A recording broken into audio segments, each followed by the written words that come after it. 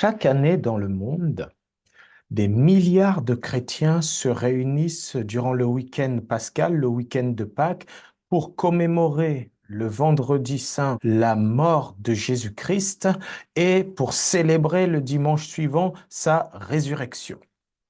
Il faut savoir que Jésus fait partie des personnages qui sont cités, mentionnés dans les trois plus grandes religions monothéistes qui sont le judaïsme, le christianisme ainsi que l'islam. Sauf que Jésus n'est pas connu ou reconnu de la même manière dans chacune de ces religions.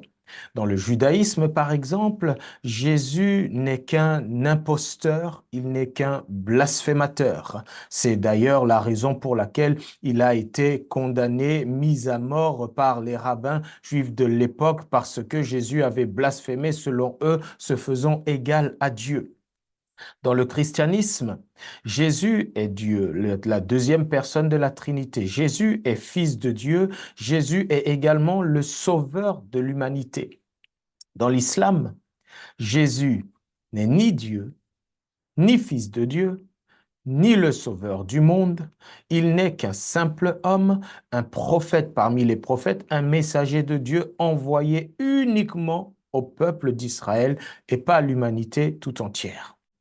Quelle est la véritable identité de Jésus?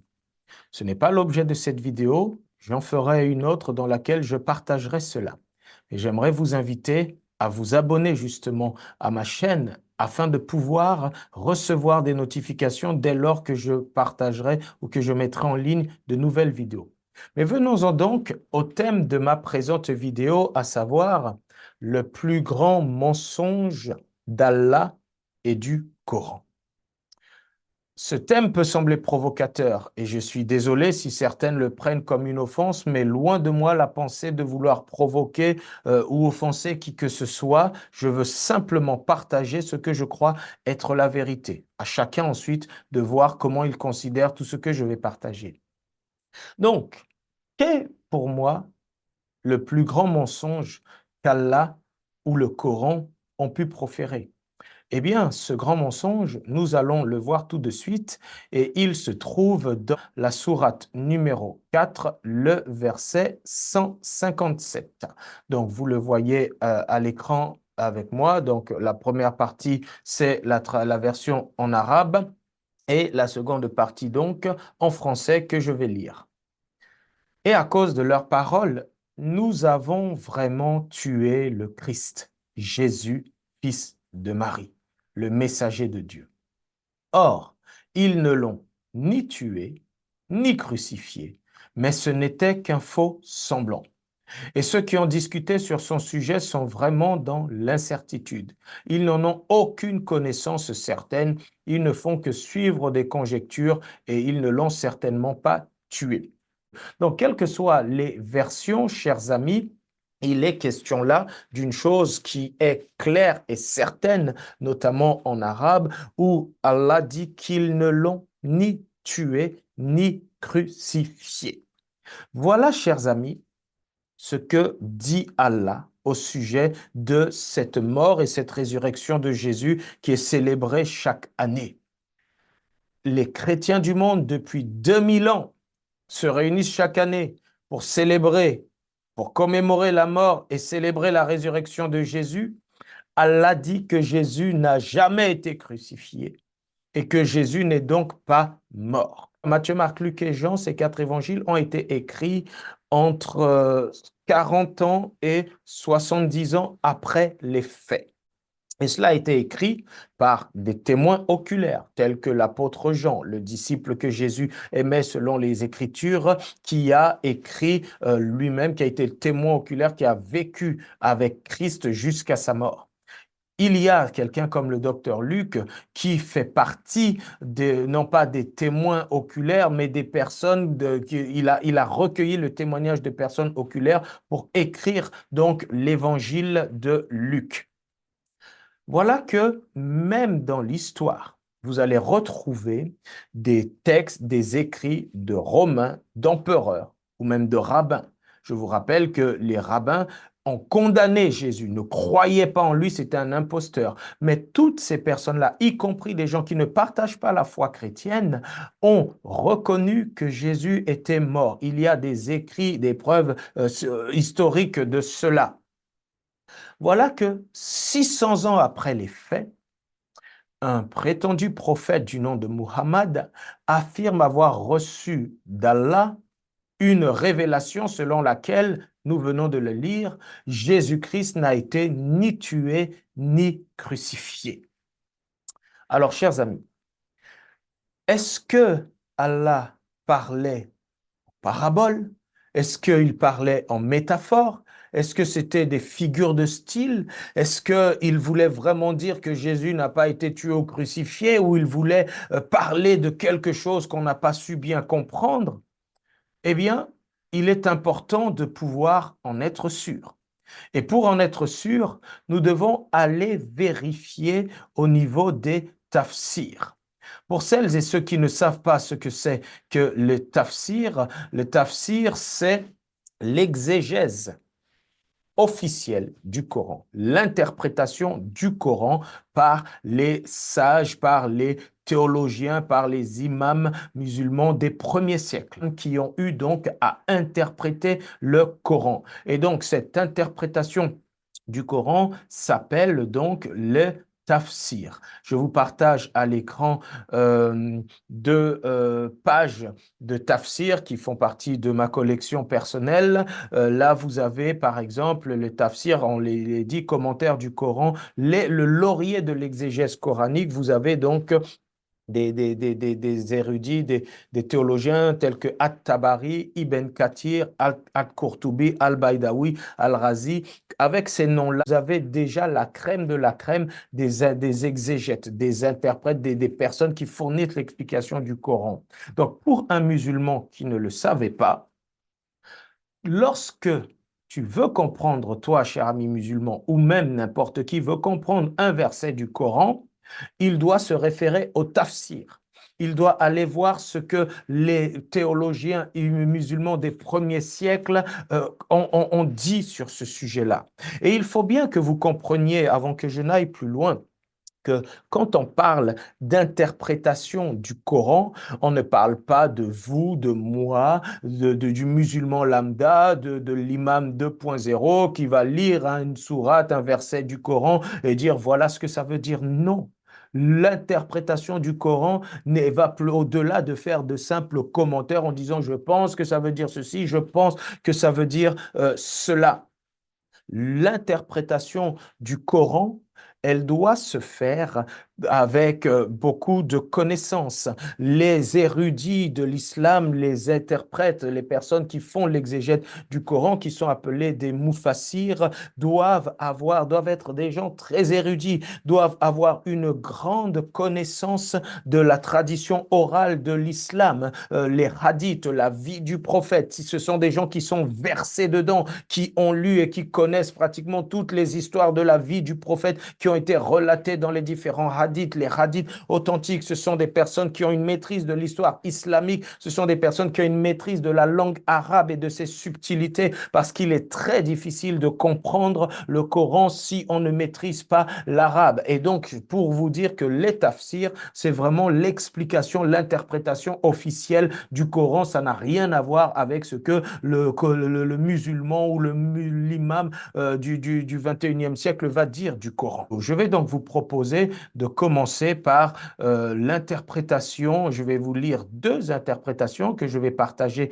à l'écran, celle de l'exégète Al-Baydawi. Donc, vous l'avez là à l'écran et il explique au sujet de ce chapitre 4, verset 157, ceci. Je ne fais que lire à partir des endroits où j'ai mis, que j'ai surligné. Donc, quand il est dit, ils ne l'ont pas tué, ils ne l'ont pas crucifié, Allah les en a empêchés. Donc, Al-Baydawi dit que Allah a empêché que Jésus soit tué et crucifié, mais un sosie lui remplaça. Donc, il fut arrêté et crucifié à sa place. Donc, qu'est-ce que Allah a fait? Il a empêché que Jésus soit arrêté et Allah a mis un sosie à sa place. Oui, vous ne rêvez pas, c'est bien ce que les interprètes musulmans, les exégètes expliquent de ce qui s'est passé. Il fut arrêté et crucifié à sa place. Concernant cet événement, les opinions sont nombreuses. Tiens, c'est curieux, il parle maintenant d'opinions nombreuses. On dit, voilà la première opinion. Entre autres, que Issa, c'est le nom de Jésus dans l'islam. On dit que Issa demanda à ses compagnons, lequel d'entre vous acceptera de devenir par un miracle d'Allah mon sosie? Vous lisez bien, c'est Jésus, parce qu'il ne voulait pas mourir, il va demander à ses disciples, qui veut prendre ma place? Et Allah va faire un miracle pour qu'il devienne mon sosie. Il sera tué et crucifié et entrera au paradis. Un homme se leva. Allah lui fit prendre les traits de Issa, de Jésus. Il fut tué et crucifié. On dit encore, donc ça c'est une autre théorie, on dit encore qu'un homme le trahissait. Il sortit afin d'indiquer aux Romains où Issa, Jésus, se trouvait. Allah fit prendre à cet homme les traits de Issa. Il fut arrêté, tué et crucifié. Enfin, on dit une troisième version. On dit encore qu'un juif nommé Tatianus pénétra dans une maison où Issa, Jésus, avait demeuré, mais ne l'y trouva pas.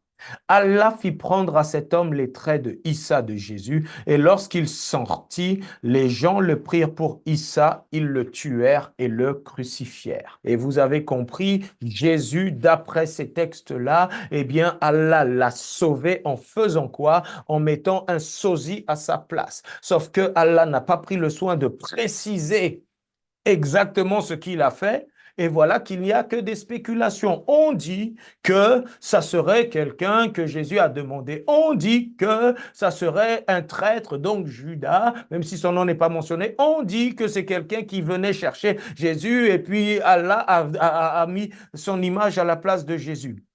Mais franchement, poursuivons, chers amis, avec Ibn Kathir. Ibn Kathir, c'est l'un des plus fameux exégètes du Coran. Je vous partage les commentaires de notre cher ami Ibn Kathir. Les voici, nous lisons ensemble. Parmi les récits qu'on rapporte à propos des Juifs, je descends donc dans la partie surbrillée un petit peu plus bas. Et comme si cela n'était point suffisant, ils se rendirent auprès du roi de Damas de l'époque, lequel, était un associant qui adorait les étoiles et qui partageait la confession des Grecs. On lui dit qu'il y avait à Bayt al-Maqdis al-Quds un homme qui semait la sédition parmi les gens, cherchait à les égarer et incitait les sujets du roi à la révolte. Le roi se mit dans une colère telle qu'il fit écrire à celui qui gouvernait Al-Quds d'emprisonner la personne en question, de la crucifier, de l'auréoler d'épines et de mettre un terme à ses préjudices.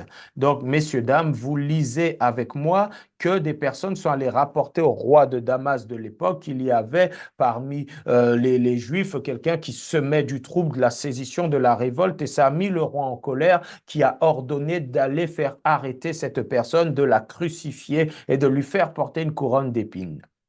Donc, dès que la lettre fut parvenue entre les mains de ce dernier, il s'exécuta et partit en compagnie d'un groupe de Juifs en direction de la maison qui abritait Jésus. Donc, vous l'aurez compris que cette fouteur de trouble, c'était donc Jésus. Donc, ils vont envoyer des gardes pour l'arrêter.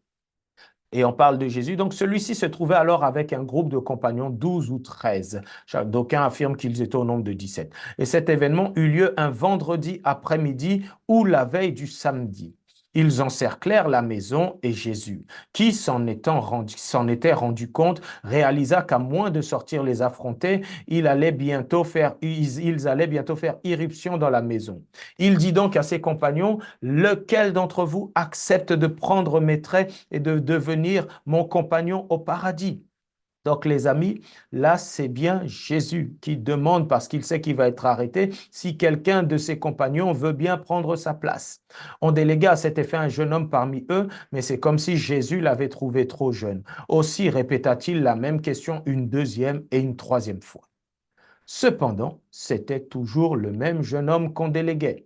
Jésus lui dit finalement, alors ce sera toi. et Dieu lui donna l'apparence parfaite de Jésus. Messieurs, dames, vous lisez bien, c'est Allah qui a donné l'apparence parfaite de Jésus à ce jeune homme. Puis une lucarne apparut au plafond de la maison et Jésus, saisi d'une légère somnolence, fut élevé dans cet état au ciel, comme en atteste la parole divine. Rappelle-toi quand Dieu dit, ô Jésus, certes, je vais mettre fin à ta vie terrestre et t'élever vers moi, te débarrasser de ceux qui n'ont pas cru. Au passage, là aussi, c'est déjà une incohérence dans le Coran, parce que dans le Coran, Allah dit que tout homme goûtera l'âme, toute âme goûtera la mort. Donc pour Allah, il est clair que toute âme doit mourir. Donc là, d'après le Coran, Jésus n'est jamais mort, il a été enlevé au ciel. Je reviendrai sur ça dans d'autres vidéos, mais restons dans l'histoire. Donc, Allah va faire que ce jeune homme prenne l'apparence de Jésus, il va enlever Jésus au ciel et lisons la suite de l'histoire. Dès qu'il fut élevé, ses disciples sortirent. En voyant le jeune homme, les soldats le prirent pour Jésus. C'est normal, il avait son apparence parce que c'est Dieu qui est le parfait trompeur qui a donné à ce jeune homme l'apparence de Jésus. Donc comment est-ce que les gens pouvaient-ils ne pas voir que c'était Jésus? Le prirent pour Jésus et l'emmenèrent. Ils le crucifièrent la nuit même et lui ceignirent la tête avec des épines. Les Juifs déclarèrent alors qu'ils avaient œuvré à sa crucifixion et s'en félicitèrent, corroborés en cela par certaines factions chrétiennes qui admirent ces allégations par ignorance et manque de jugement. Ainsi, hormis les gens qui étaient présents dans la maison et qui avaient assisté à son élévation, le reste des chrétiens crut, à l'instar des Juifs, que la personne crucifiée n'était autre que Jésus, fils de Marie. Tout cela constitue une épreuve que Dieu, par son infinie sagesse, a voulu imposer à ses serviteurs. Il a élucidé tout cela et l'a explicité avec force dans le Saint Coran. Donc voilà, tout ce qui a été caché pendant des siècles, 600 ans, Allah l'a élucidé, l'a expliqué. Pourtant, il n'y a que des hypothèses qui sont émises là. C'est pourquoi le Très-Haut, lui qui est le plus véridique dans ses propos, est le Seigneur des mondes. Je poursuis. Lui qui est le plus à même de connaître ce qui recèle les cœurs et les consciences, ainsi que ce que recèlent les cieux et la terre. Lui qui sait les choses passées, celles à venir et celles qui auraient pu arriver, dit, or ils ne l'ont ni tué, ni crucifié, ce n'était qu'un faux semblant. Autrement dit, ils ont vu le sosie de Jésus et ils l'ont pris pour lui.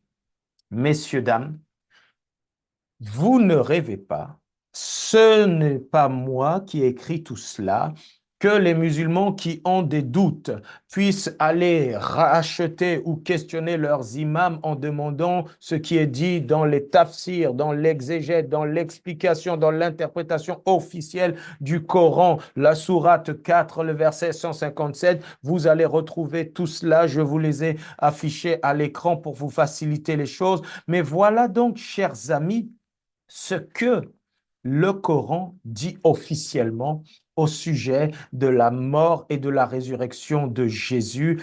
Allah dit que Jésus n'a pas été tué, que Jésus n'a pas été crucifié. Vous devez savoir que la foi chrétienne, le christianisme même, est basé sur la mort et la résurrection de Christ. Si Jésus n'est pas mort, il n'y a pas de christianisme. Si Jésus n'est pas ressuscité, il n'y a pas de christianisme. Voilà que par un seul verset, paru 600 ans après, un prophète, un soi-disant, un prétendu prophète de Dieu, dit avoir reçu la révélation selon laquelle Jésus n'a pas été tué, Jésus n'a pas été crucifié. En une phrase, il vient détruire le christianisme, il vient détruire la croyance de milliards d'individus. Et vous savez quoi? Grâce à la tromperie d'Allah. Allah est trompeur. Allah est menteur. Il y a plusieurs passages dans le Coran où Allah dit qu'il ne peut pas faire porter le fardeau d'une personne à une autre. Les musulmans le savent. C'est l'une des raisons pour lesquelles ils refusent le fait que Jésus ait porté le péché de l'homme, parce que le Coran dit que on ne peut pas, Dieu ne peut pas mettre sur un homme pour le fardeau d'un autre. Et voilà que Allah va être trompeur au point de prendre un jeune homme. Il aurait peut-être pris un traître, peut-être pris un tel, peut-être pris un passant. Mais quel Dieu injuste d'aller jusqu'à prendre quelqu'un là comme ça, lui donner l'apparence de Jésus et le faire crucifier. Voilà, chers amis, le plus grand mensonge d'Allah et du Coran. Chers amis musulmans, d'après votre Coran, vos croyances, vous êtes censés croire en l'Évangile, l'Injil, vous êtes censés croire en la Torah. Sauf que tout ce que vous dites et tout ce qu'on vous dit, c'est que la Torah, comme l'Injil, ont été falsifiés. Et laissez-moi vous dire que si l'Évangile et la Torah ont été falsifiés, Allah n'est pas Dieu et Allah est menteur. Je vous le prouverai dans le Coran. Parce qu'il dit que l'Évangile, la Torah sont ma parole. Et Allah dit que nul ne peut changer ses paroles. Donc, si je me base sur le Coran, la parole d'Allah, ce n'est pas que le Coran. C'est aussi l'Évangile, c'est aussi l'Injil. Alors, comment pouvez-vous dire que le Coran, l'Évangile et l'Injil ont été falsifiés alors qu'Allah dit nul ne peut changer ses paroles? On en reparlera. Et donc, si l'Évangile n'est pas falsifié, de toutes les façons, Allah n'est pas Dieu, parce que Allah dit des choses contraires à ce qu'il y a dans la Bible. Je vais vous montrer quelques passages de ces textes dans lesquels, clairement, il est annoncé que Jésus allait mourir. Et je vais en prendre quelques-uns dans l'Ancien Testament et on va voir de la bouche de Jésus lui-même s'il a parlé de cela. Vous devez croire ces paroles parce que vous avez obligation de croire aux livres qui ont été descendus avant le Coran. Mais votre argument, c'est qu'il est falsifié, je le sais. Mais partageons néanmoins ces paroles, chers amis. Donc, la crucifixion et la mort de Jésus ont été annoncées par les prophètes dans l'Ancien Testament. Je vous cite les psaumes. Le Coran cite les psaumes. Donc, vous ne pouvez pas refuser cela. Les psaumes font partie des textes que les musulmans sont censés lire et croire. Psaume chapitre 22, versets 17 à 18. Car des chiens m'environnent. Une bande de scélérats rôde autour de moi. Ils ont percé mes mains et mes pieds. Oh, on parle de crucifixion dans l'Ancien Testament. Je pourrais compter tous mes os. Et eux, ils observent, ils me regardent, ils se partagent mes vêtements, ils tirent au sort ma tunique. Chers amis, tous ces éléments, vous les retrouvez dans les évangiles. Les mains et les pieds de Jésus ont été percés. Aucun de ses os n'a été brisé. Et les gardes, les soldats qui avaient mis Jésus, qui avaient crucifié Jésus, s'étaient partagés ses vêtements en tirant au sort. Tout cela est arrivé. Donc, on voit bien que cette prophétie de l'Ancien Testament concerne bien Jésus, puisque tous ces faits lui sont survenus et elle parle de sa crucifixion. Bon, Ésaïe chapitre 53, versets 7 à 9. Il a été maltraité et opprimé. Il n'a point ouvert la bouche, semblable à un agneau qu'on mène à la boucherie, à une brebis muette devant ceux qui l'attendent. Il n'a point ouvert la bouche. Il a été enlevé par l'angoisse et le châtiment. Et parmi ceux de sa génération, qui a cru qu'il était retranché de la terre? Il a été retranché de la terre des vivants. Qui a cru qu'il a été retranché de la terre des vivants et frappé pour les péchés de mon peuple? On a mis son sépulcre parmi les méchants, son tombeau avec les riches. Donc son sépulcre, c'est parce qu'il était mort. Donc voilà que Ésaïe parle de la mort de Jésus et qu'il a été mis dans le tombeau. Les amis, des prophéties sur la mort de Jésus, 200 ans, 400 ans, 600 ans avant, ont été faites dans l'Ancien Testament. Et voilà que Allah va révéler 600 ans après les faits que non, non, non, non, non, non, moi là, je me suis trompé. Ah non, non, je ne me suis pas trompé, moi là. C'est en fait les Juifs qui ont falsifié, eux-mêmes qui ont refusé de croire en Jésus. C'est eux, en fait, qui ont falsifié et mis dans leur propre Torah que Jésus allait mourir à la croix. C'est formidable. Voici ce que Jésus lui-même a annoncé au sujet de sa mort. Parce qu'il a parlé de sa mort. Matthieu chapitre 17, versets 22 à 23. Pendant qu'ils parcouraient la Galilée, Jésus leur dit, Le Fils de l'homme doit être livré entre les mains des hommes. Ils le feront mourir et le troisième jour, il ressuscitera. Ils furent profondément attristés. Les amis, c'est Jésus lui-même qui annonce à ses disciples qu'il allait mourir et ressusciter le troisième jour, dans l'évangile de Matthieu. Dans l'évangile de Marc, 9:31, car il enseignait ses disciples et il leur dit, le Fils de l'homme sera livré entre les mains des hommes. Ils le feront mourir et 3 jours après qu'il aura été mis à mort, il ressuscitera. Voilà Jésus qui, dans l'évangile de Marc, annonce également qu'il allait être mis à mort et qu'il allait ressusciter. L'évangile de Luc, chapitre 9, verset 22. J'ai essayé de prendre au moins juste une référence dans chaque évangile. Luc, chapitre 9, verset 22. Il ajouta qu'il fallait que le Fils de l'homme souffrit beaucoup, qu'il fût rejeté par les anciens, par les principaux sacrificateurs et par les scribes, qu'il fût mis à mort et qu'il ressuscita le troisième jour. Voilà dans l'évangile de Luc. Allons maintenant dans l'évangile de Jean, excusez-moi, de 18 à 22. Les Juifs, prenant la parole, lui dirent, « Quel miracle nous montres-tu pour agir de la sorte ?» Jésus leur répondit, « Détruisez ce temple et en 3 jours je le relèverai. » Les Juifs dirent, « Il a fallu 46 ans pour bâtir ce temple et toi en 3 jours tu le relèveras. » Mais il parlait du temple de son corps. C'est pourquoi lorsqu'il fut ressuscité des morts, ses disciples se souvinrent qu'il avait dit cela et ils crurent à l'écriture et à la parole que Jésus avait dite. Donc voilà, dans les 4 évangiles, chers amis, on retrouve Jésus parlant de sa mort. Détruisez ce temple en 3 jours, je le relèverai. Il parlait de son corps. Et les disciples ont compris cela quand il a été ressuscité. Et on va même voir Jésus parler également de ça après sa résurrection, parce qu'il parle même de ça après sa résurrection. Jésus va confirmer qu'il était bien mort et qu'il est bien ressuscité. Luc 24, 44, 47. Puis il leur dit, c'est là ce que je vous disais lorsque j'étais encore avec vous, qu'il fallait que s'accomplisse tout ce qui est écrit de moi dans la loi de Moïse, dans les prophètes et dans les psaumes.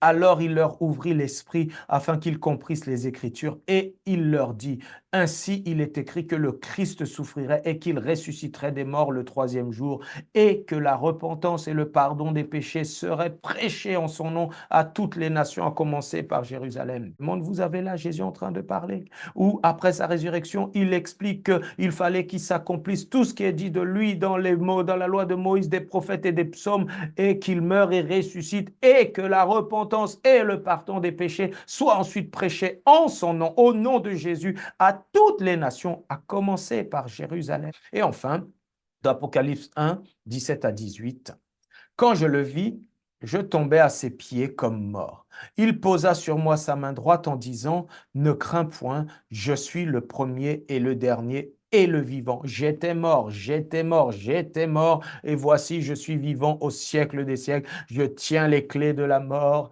et du séjour des morts.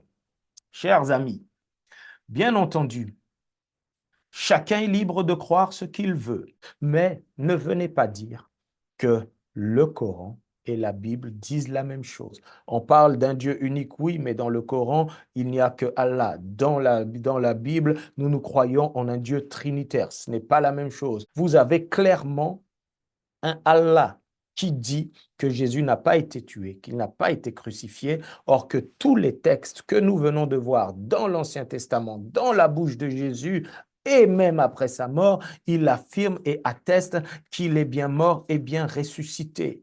Vous êtes libre, encore une fois, de croire ce que vous voulez. Mais lorsque des témoins oculaires, des gens qui ont vécu avec Jésus, l'ont vu, ont marché avec lui pendant 3 ans, ils l'ont vu crucifié, ils l'ont vu ressusciter. De très nombreux témoins ont été, lorsque des païens, lorsque des gens qui étaient contre lui l'ont vu mourir, l'ont attesté, des écrits ont été faits là-dessus. Et voilà que 600 ans après, un homme qui n'a pas connu Jésus, qui n'a pas vécu de son temps, reçoit une soi-disant révélation qui vient dire qu'il n'a été ni tué ni crucifié, en sachant que tout cela a été prophétisé 200 ans, 400 ans, 600 ans dans l'Ancien Testament. Je vous ai fait lire quelques passages repris par sa propre bouche.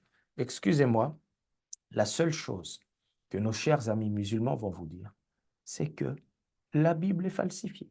C'est que l'Évangile est falsifié.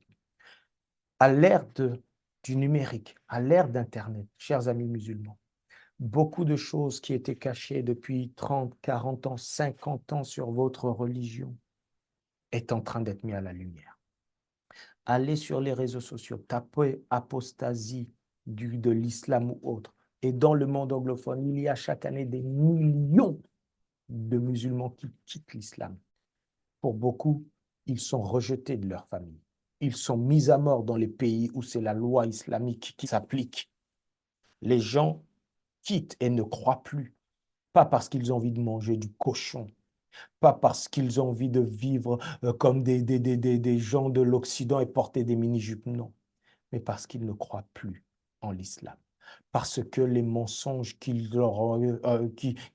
étaient dans ces croyances ont été mis à la lumière grâce aux découvertes archéologiques, grâce aux fouilles, grâce à l'explication, à la compréhension de ce qui est dit.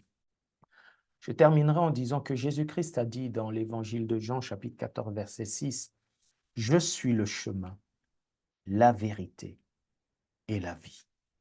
Nul ne vient au Père que par moi. » Chers amis, Jésus n'a pas dit « je suis un chemin », il a dit « je suis le chemin ».